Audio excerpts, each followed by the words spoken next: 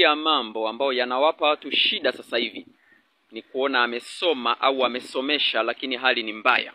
Nataka usikilize kwa makini sana. Ushindi pamoja na kuomba, pamoja na kufunga, pamoja na kufanya nini, uko kwenye shuhuda ambazo zimeandikwa. Yako maelekezo yametolewa, yako kwenye maandiko ya mambo, hali unayopitia ambayo unatakiwa uyafuate katika hiyo hali unayopitia. Yako mambo ambayo watu wameyafanya waliotangulia. Lazima uangalie walifanyaje ili na wewe uweze kushinda. Imeandikwa, anayesikia maneno yangu na kuyafanya anafananishwa na mtu mwenye akili. Maana yake akili iko kwenye kufanya.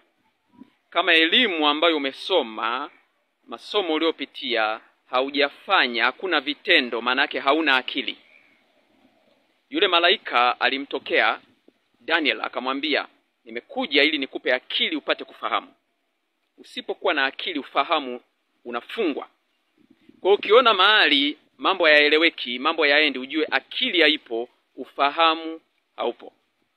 Ukiona mtu mwingine ana maisha mazuri, ana kila kitu na nini, lakini anafanya vitu ambavyo havifai, paka unashangaa mbona anafanya kitu kama hiki, mbona analewa paka sio anafanya hivi na hivi, ujue akili haipo na ufahamu umefungwa. Kwa hiyo katika eneo hilo anaathirika. Wewe utaona umefanikiwa, lakini bila akili, bila ufahamu, hakuna kuachieve. Unaweza ukapata hicho unachopata, lakini unauawa kwenye maradhi, unauawa, hauna furaha, hauna amani. Sasa usikilize. Kama ulikuwa unaandika shuleni, maana yake ukimaliza elimu unaandika ufanyi, utakuwa unaandika barua nyingi kwa ajili ya maombi ya kazi. Kama ulikuwa unapata elimu yako kwa kukaa, umekaa, maana yake ukimaliza elimu yako utakaa nyumbani. Lazima upime hivi vitu ili uelewe nini cha kufanya. Ndio maana unaweza kuona mbona amesoma, watu wamesoma, hawana ajira, hawana nini.